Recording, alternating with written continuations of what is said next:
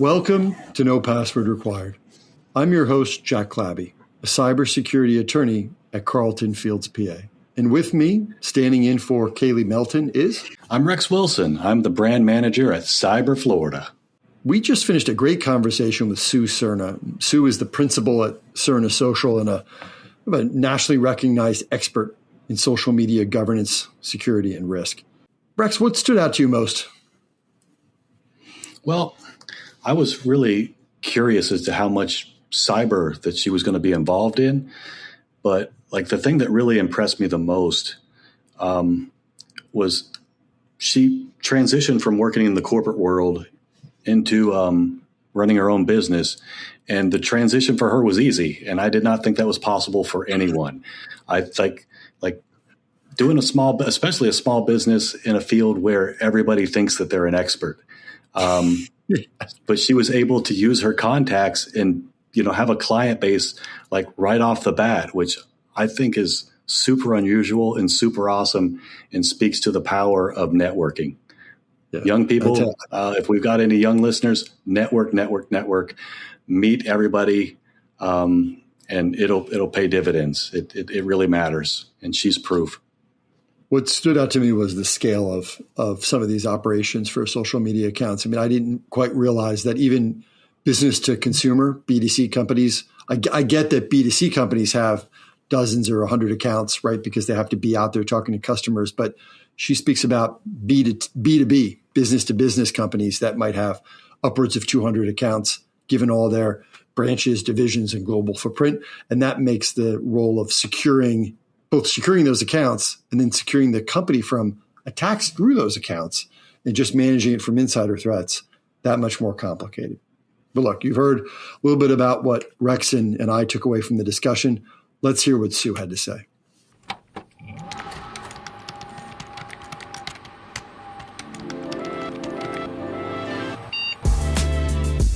Welcome to No Password Required, a podcast dedicated to showcasing the top personalities in the world of cybersecurity.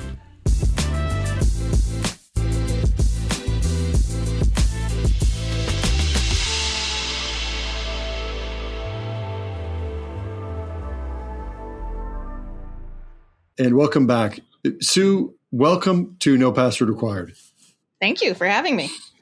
All right, let's get started with sort of your core area here of expertise that I know our listeners want to hear about. Are Fortune 500 companies, do they see social media as an asset these days, or are they still seeing it as a necessary evil? Right? Like, are they looking at it the right way? Depends on the company. Okay. Some yes, some no. I think in general, though, most companies, large and small, have not yet figured out social. Right? They haven't dedicated enough attention or time or resources or budget. What do they need to change? So if they do start adding budget and time to it, how do you see a change at those companies? Well, I think, keep in mind the perspective, right? Social media grew up, right, at companies kind of like this. Some executive came into the office 20 years ago and said, so there's this social media thing. Should we be on it? Right. And then they assigned social media as a task to some person within the company to do on top of their actual job. Right. Then eventually they said, maybe we need a dedicated resource for that. And they hired one single poor person, right, who was responsible for doing all the social. And now we have companies in some version of the next step. And that could be we hired a second person. It could be we built a whole team. It could be we got an agency partner, right? But companies are kind of in that middle step of like social's a real thing, but we haven't quite figured it out to the level that other departments have been figured out. Like you think about HR or you think about IT, right? Social hasn't achieved that level of kind of operational status yet, right? So, I have Fortune 500 clients who have one person on their social team still. So it just kind of depends. Yeah. In a mature company that's doing it right, where are they putting social media? Is it a PR thing? Is it a sales thing? Or does it depend? Also depends. Yeah. So most of the time it's either in communications or under marketing if you're more of like a B2C brand. Okay. All right. And all right. So So you started out your career as a journalist and you were covering retail and consumer behavior. So some of the things we're kind of talking about being savvy about today. When you look back, like what skills from journalism sort of turned out to match what it is that you do today? Yeah, journalists are oddly some of the best social media pros out there. And I mean, it kind of, I hate to say this, but it kind of worked out because a lot of journalists found themselves without a job over the last 10 years, right? And so social media was kind of a nice leap for a lot of folks. My old team was half journalists, and that was not a mistake, right? Journalists can write quickly. They can write quickly and accurately. They can do it on deadline. They know AP style. They know how to ask good questions. They know how to push back in a polite way, right? You know, like all of these kind of soft skills, they're naturally curious people, right? And so all those soft skills actually equal a really good social media person. Oh, wow. And then you just have to train people on how to take those skills and apply them to a new discipline, right?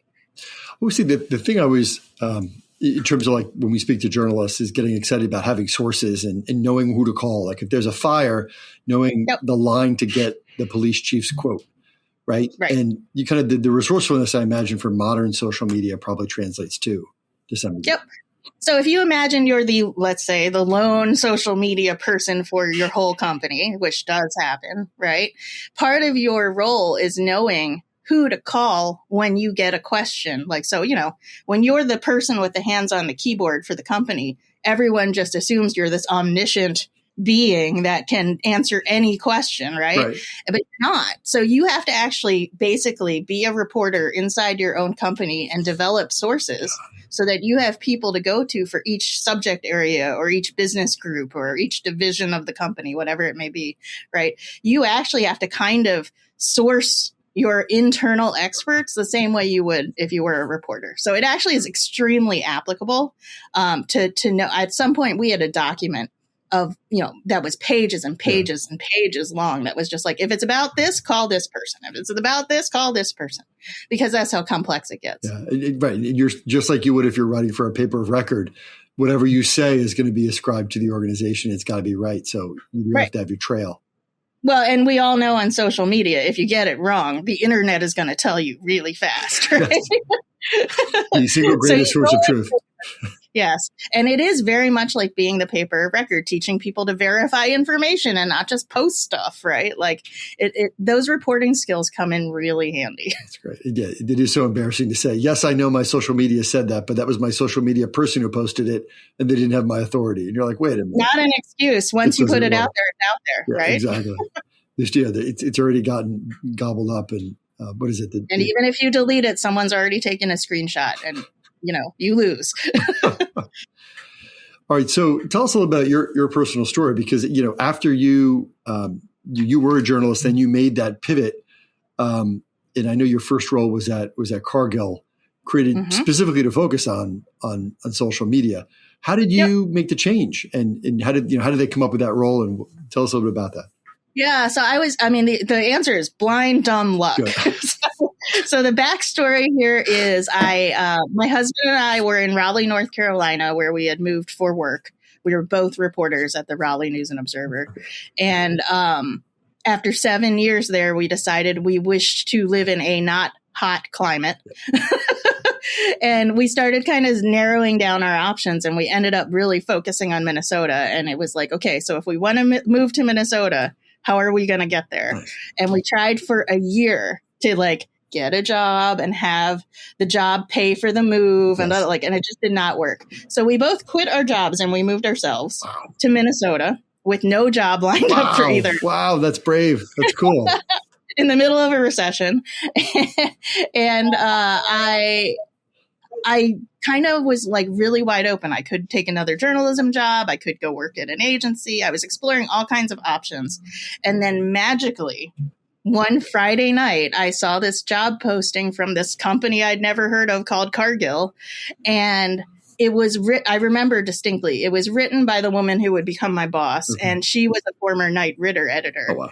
And the job posting literally began, "Are you a former reporter who blah, blah, blah, blah, blah?" And I was like, that's me. That's so me. It's a good lead. So it gets right to it. She knew who she wanted. Yeah. Job. We had a great interview, and like the rest is history. Oh, wow. Does it feel like a newsroom? I mean, did it feel like it was, editor working with the journalist kind of a thing? Like, does it feel like For us, it did, because the first 3 people she hired, including myself, were all former business reporters. So we treated it like a newsroom.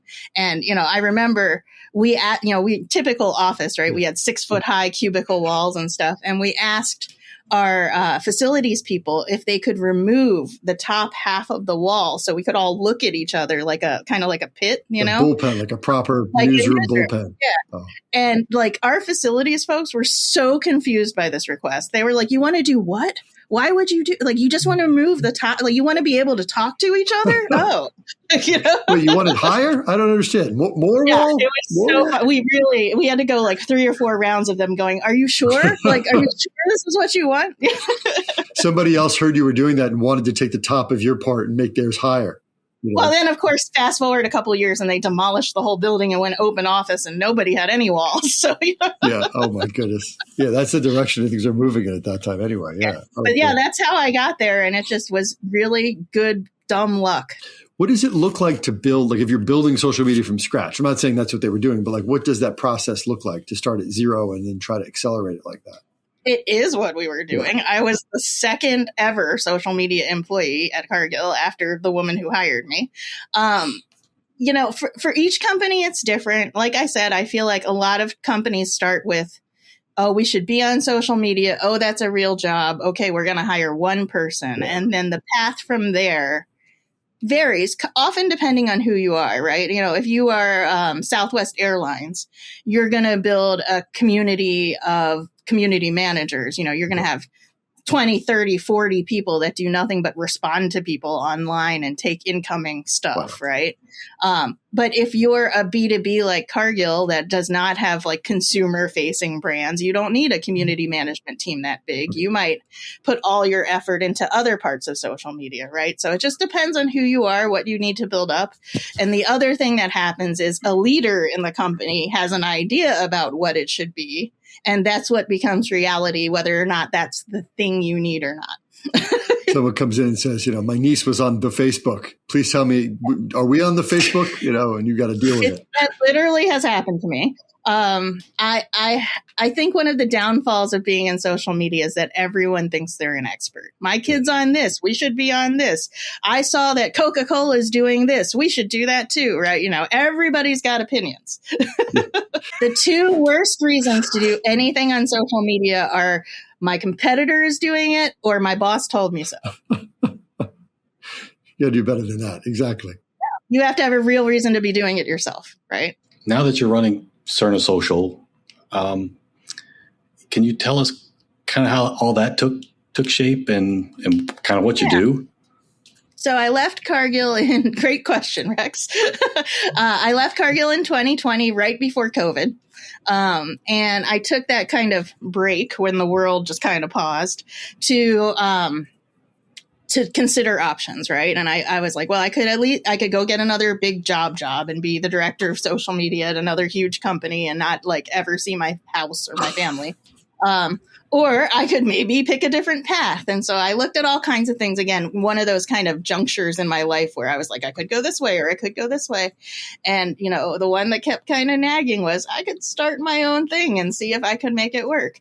So I spent a couple months talking to people who had started their own companies. I have a couple of good friends who, very similar to me, were at a big company and now have their own thing. So I did a lot of coffee talking and brain picking and eventually decided to try it. So I do focus mostly on large enterprise businesses, though I have clients of all kinds. I kind of specialize in these large enterprises that have these complex social media problems because they're trying to do it globally, or they're trying to do it in multiple languages, or they just have so many people involved that they can't keep track of anything, right? And then because I have this specialty in large enterprise social, the large enterprises are the ones that tend to have hundreds of social media accounts. You know, at Cargill, we had close to 400. I have clients that have 800 or 900, right? It just depends on who you are and what you do. And so I have built this specialty. My tagline is smarter, safer social media, because I do kind of sit at this intersection of enterprise-wide social media strategy and stuff, but also how do you keep that footprint safe? How do you control access to it? How do you ensure that you're doing everything you can to keep the hackers out, right? Like there's a lot that goes into governing a social media program at that scale. And I'll be honest, a lot of companies just haven't gotten there yet because they still have a team of one and that person's hair is on fire. So, you know, it's one of those things that I think a lot of companies, they don't focus on, but I'm kind of putting my flag in the ground and going, I think, you know, give me a couple of years and I think everyone's going to care about it. When you're starting a company like that too, do you remember your first client? What was that like to land that? So I was very, very, very fortunate because of my role at Cargill. I have a very big network of other social media pros that run social media at all the biggest companies you can think of, and a lot of other professional contacts. So my first year in business, probably all of my business came from referrals from people I know or from people I know themselves hiring me. So I was very, very, very lucky that my network came through huge for me. Yeah. Huge for me. So the first client was an individual that needed help, you know, but it was a nice way to put your toe in the water, right? Get that first paycheck and be excited about it. Does it look different now? Yeah. I mean, the amounts got bigger, but no, to be very honest, most of my business still comes through my network. You know, like I actually stopped running ads because the ads weren't getting me anything. Okay. It is kind of a niche specialty, but you know, I think I know enough people, not to sound too egotistical, but I think my network is big enough. And so many people know that I'm kind of like the social safety expert that I get a lot of referrals from folks. And that is very nice. Well, you talked a little bit about where social media lives in different companies, marketing or, you know, PR. One place it doesn't live is cybersecurity. And can you kind of tell us about how the communication breaks down between cybersecurity and social media in large companies? Yeah. So if we were having this conversation 10 years ago, it would have been social sits in either communications, marketing, or IT. There was a point where social sat in IT at some companies, right? Now it's pretty much all marketing or comms. It's been kind of decided by the universe that social is a communications channel, which it is, right? The thing that happens is I call it the gap in understanding. And what happens at large companies is a lack of seeing through to the distance, right? So what happens is you have on one side of the gap, you have the social media team, which is maybe one person or two or three people. At Cargill, I had 7 people, right? You know, like most teams that do social are small and mighty, and I would argue under-resourced, right? And these people are on call 7 days a week. My team worked 365 days a year. They're trying to manage all the outgoing social media, all the incoming social media, and also don't discount the amount of internal conversations that have to be had with all those people that think they're an expert and have an idea about social. It takes a lot of time, right? So these people, I mean, I literally would work 70 hours a week pretty much all the time, right? Because I had a global role. I would go do my job during the day. I'd come home, eat dinner, and get on the phone with Asia. Like, you know, very, very common. So these folks do not have time in their day to go, hey, we have big gaps in our security, but like, and it's going to be a ton of work to untangle that. And we're going to have to talk to everybody that owns a Facebook page and tell them why it's important that they play by the rules, right? You know, if you understand the scale of this, right? At Cargill, we had 150 Facebook pages. So, I would have to identify all of them. First of all, I'd have to know what they were and then figure out who owned each one and then talk to that person, right? Are these, when you say 150, do you mean like 150 official Facebook pages or just employees who happen to have their own there's Facebook? The Cargill Inc. pages, then there's the Cargill Europe pages, then there's the China set of channels, which is totally different. Then there's brands, right? So Cargill does have a couple of brands, and so those each have their own sets of channels. That's how you get to many hundreds of accounts. Wow. Right? Okay, that makes sense.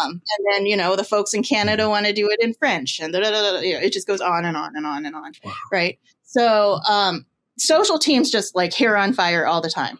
And then on the other side, you have IT, compliance, InfoSec, all those folks that have good intentions, but don't understand don't understand how complicated and hard it is. Yeah. And they don't even understand, if I'm being very honest, the mechanics of how social media works. Okay.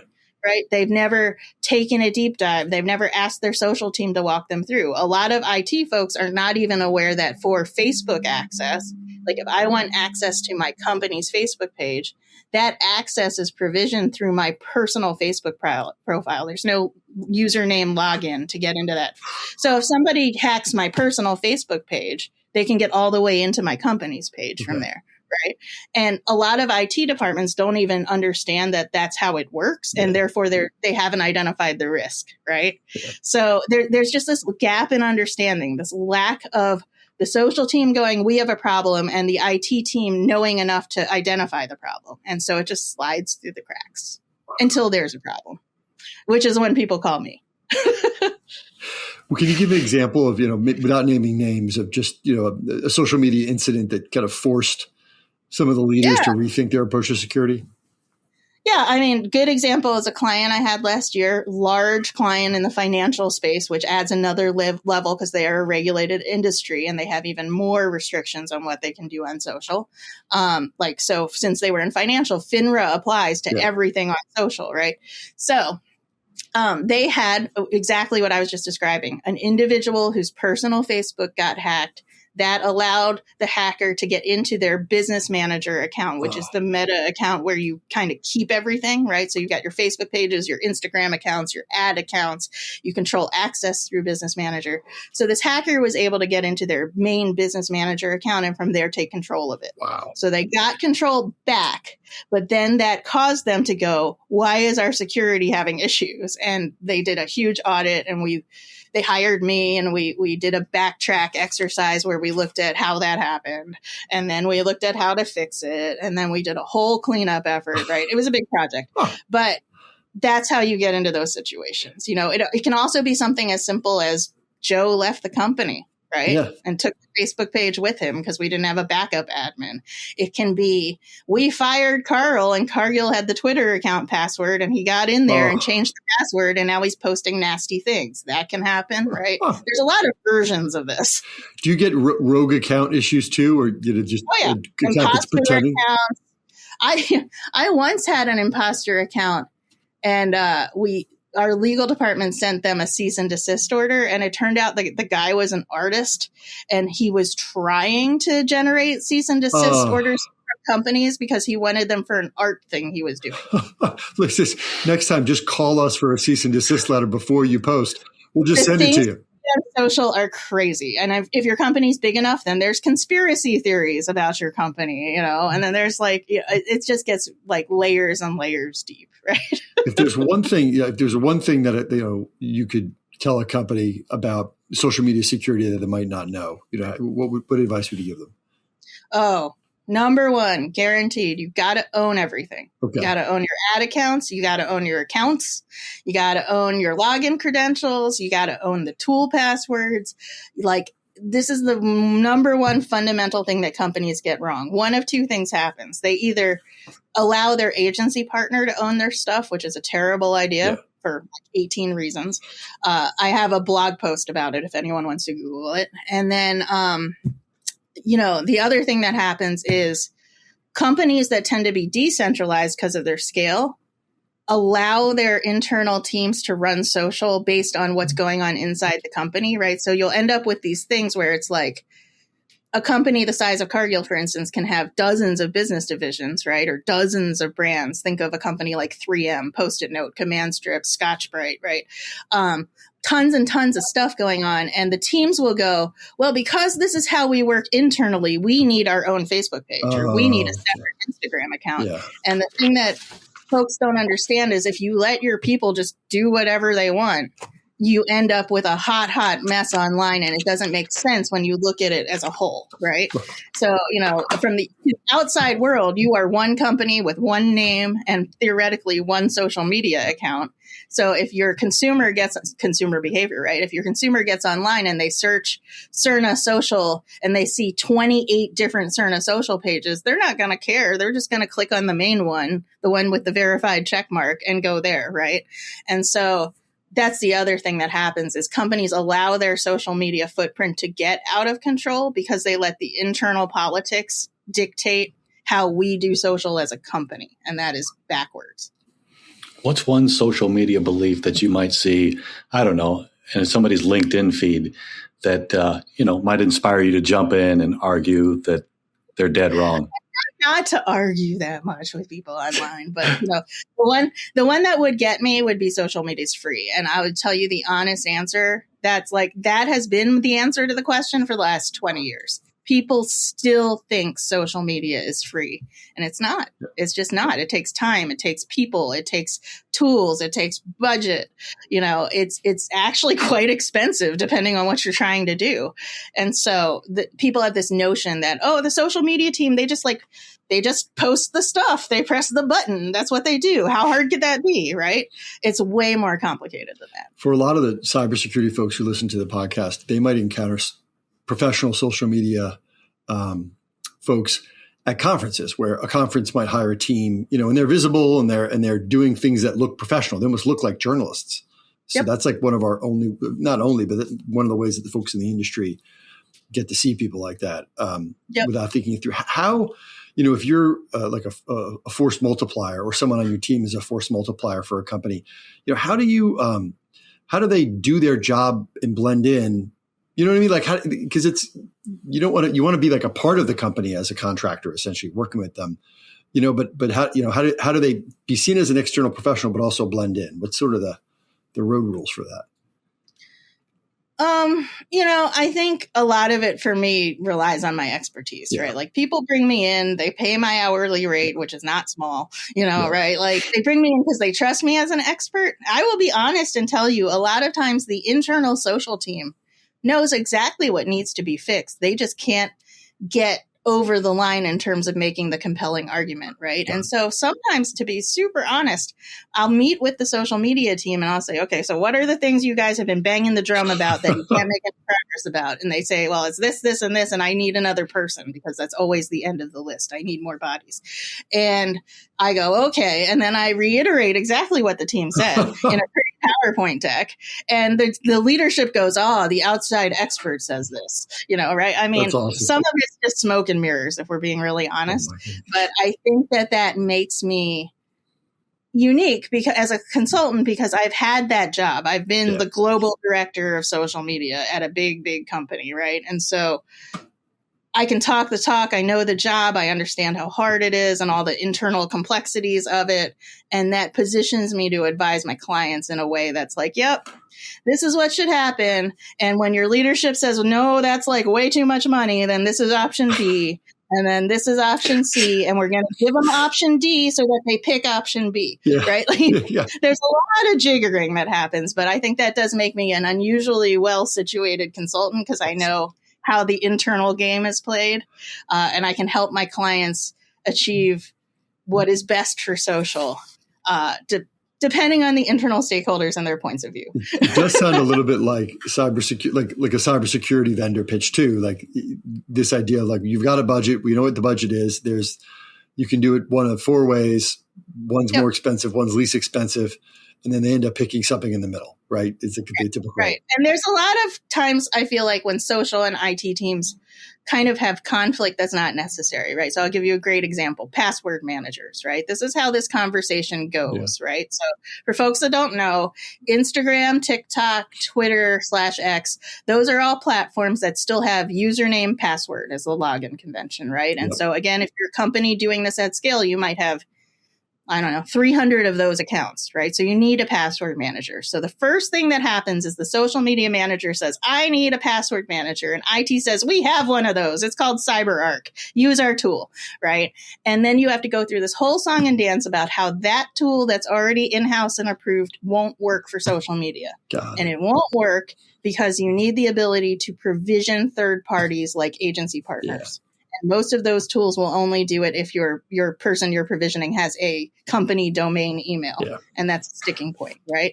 And so for social teams, I recommend Keeper, right? Or 1Password. But of course, you have to go through the shopping process. You have to prove to IT why the tool that's in-house won't work, right? Then you have to bring them along on the shopping journey, right? It takes like 6 months to get a password manager when really the social media team should just be allowed to pick one and sign up. Right. And so this is how you get friction between those teams when really they should be working together. Right. That's a great example. So thank you. All right. So we're going to take a short break now. We're going to return with our lifestyle polygraph. So please stay with us. You're listening to the No Password Required podcast. We cover cybersecurity and a lot of other stuff.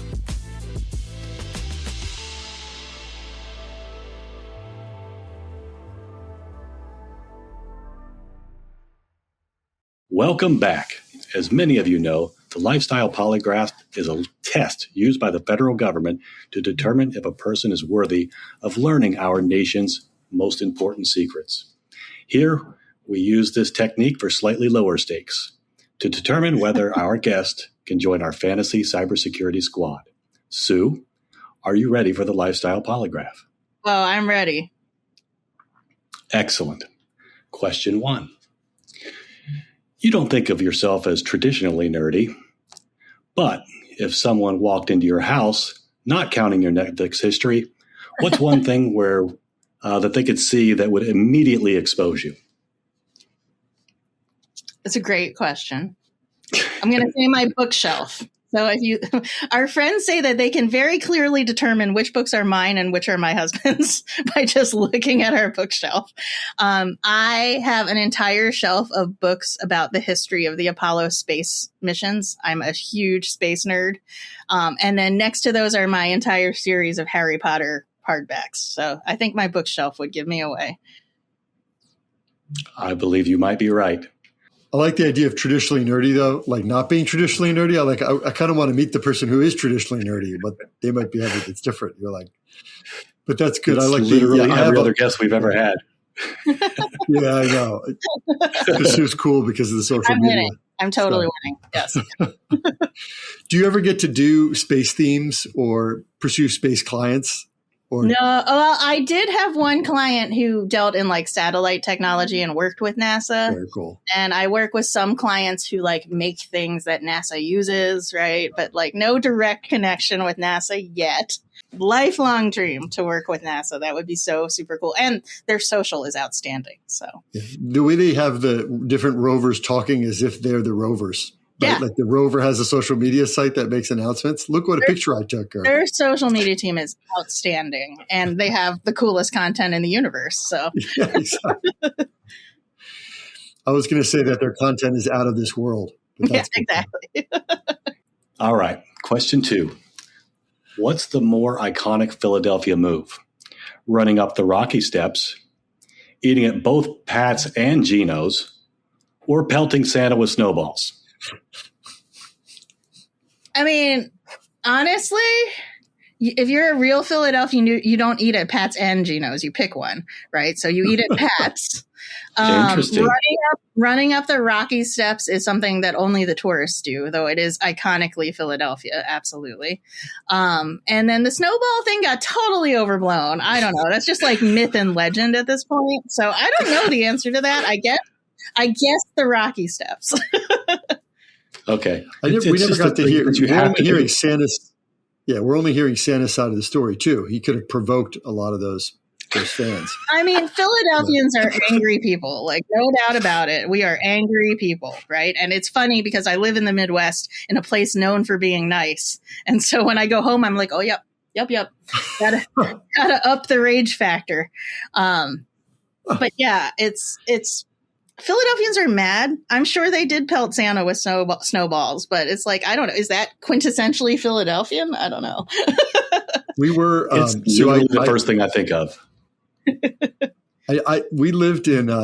I lived in Philadelphia for 4 years, and but that was before we had kids. And I went back at Thanksgiving and just kind of we stayed in the city for a day before we went to see some family, and we did go to the art museum. Yep. And the kids obviously had heard about the Rocky Steps, but we actually went into the art museum and had a great time there. It was awesome.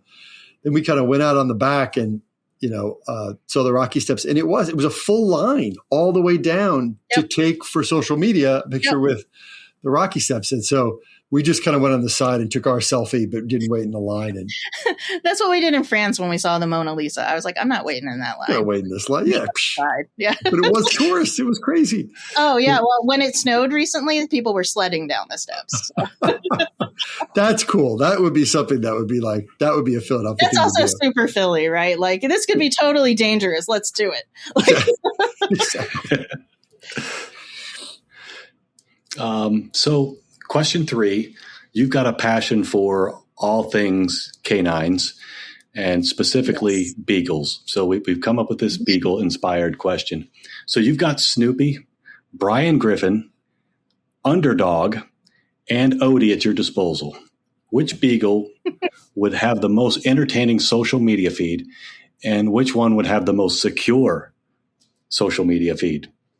Can I just have all the Beagles? That's really all I want. I think that Brian Griffin's would be the safest because he's Brian. And I think, plus he has to defend against Stewie. So like Brian's would be That's a good point. It's a toss. Yeah, it's a toss-up between Odie and Snoopy because I love both of them. And Snoopy, Charles Schultz was from St. Paul, Minnesota. So like, Snoopy's local. We have like statues of Snoopy all around, like that's right, yeah, and stuff, yeah. And I love Snoopy, but I think I would have to go with Odie. I think he would be the most entertaining because of Garfield. He's got a lot of energy, that one.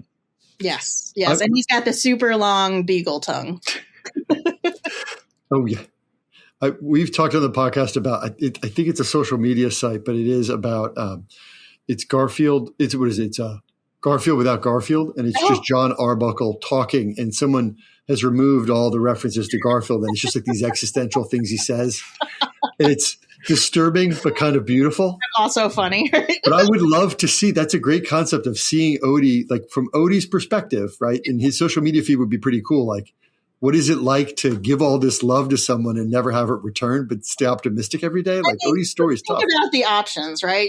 Take a picture of the empty lasagna pan in the sink and be like, I didn't get a single bite. Whoa, right? Like, it was so funny.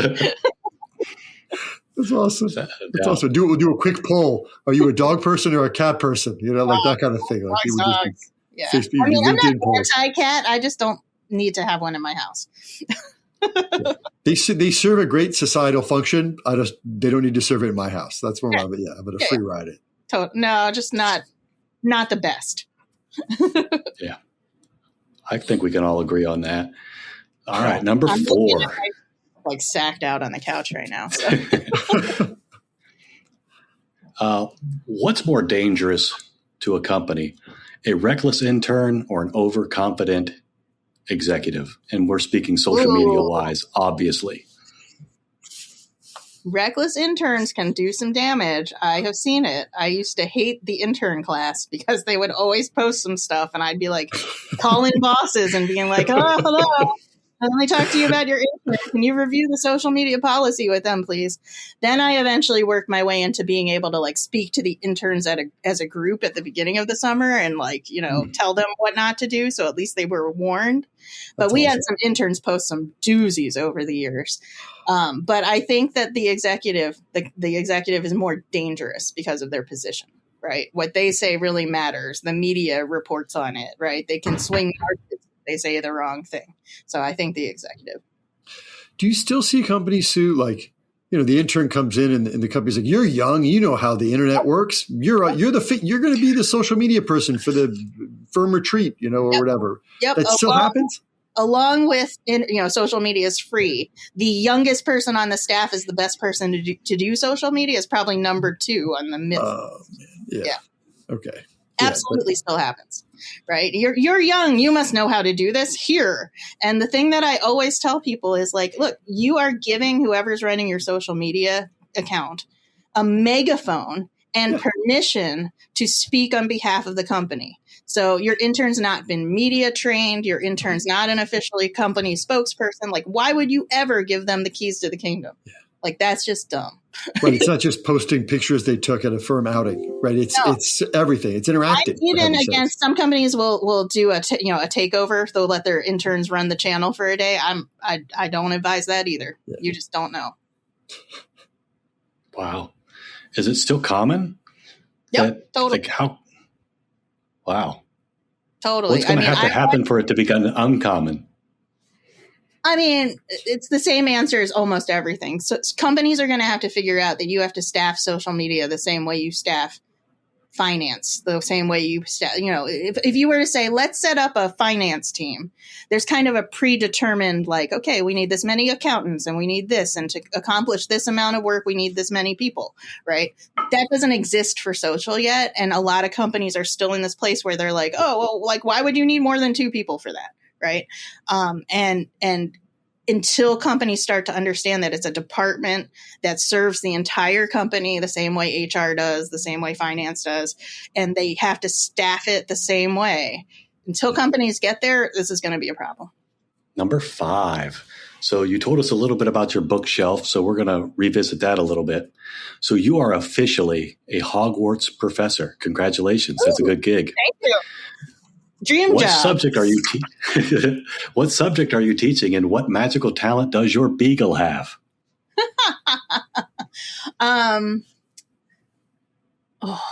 So many good subjects to teach. I mean, I think given my passion for animals of the canine persuasion, we would have to be magical creatures, right? Like, I would totally dig magical creatures. That would be really fun.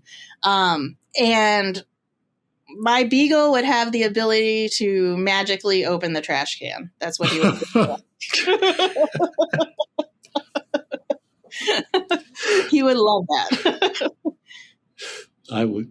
Yeah, I could see where that would be beneficial for one of the members of your family. Yeah, I mean, if I'm answering for me, it might be the ability to clean up his own waste in the backyard. That would be great.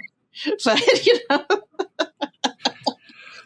We had a beagle who, when we were growing up, it was a rescue dog that we took from that we had. And it was mostly beagle, but also something else, and we never figured it out. It was in the days before you could do genetic testing. And it was just the sweetest and greatest dog of all time.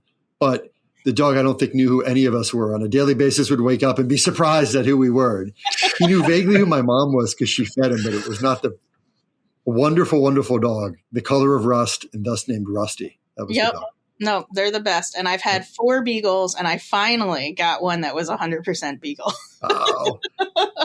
We only do rescues. So it's a little bit, Was the 100% beagle snooty or still down to earth? Still an okay dog? Super crazy, playful, mischievous. Like, he's the one that would definitely be in the trash if you let him. So, but he's only 3. So I'm waiting for him to like be an adult. We'll see. He's still being assigned the social media account by default due to his age. I mean, honestly, if I started him a social account, it would do very well. But I also am not one of those people that's like, let me run a whole other separate account for my dog. Yeah. So. If you like me and you like dog content, you're going to get all one place. Yeah, exactly. Right. So, Jack, what do you think? Does Sue have what it takes to join our cyber fantasy squad? Yes, very much. But I think we give her two roles. One should be the global director of social media, which is the core professional responsibility. But then also she could be the gameskeeper. I believe that was Hagrid's role, and also professor of canine studies for the fantasy cybersecurity squad we're assembling here. My class would be so easy. It would be like play with dogs, get an A. Well, that brings us to the end of the show. Sue, if folks want to stay in touch with you or see what you're up to, where can they go to do that? Yep. So I'm Serna Social everywhere. It's cernasocial.com, Serna Social on all the handles.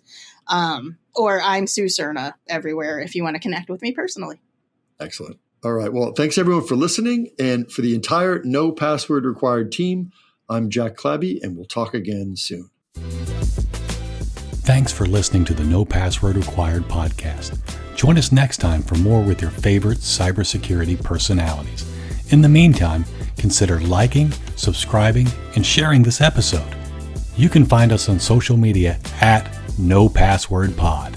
The show is produced by Cyber Florida, and a special thanks goes out to our friends at Carlton Fields and Reality Shift.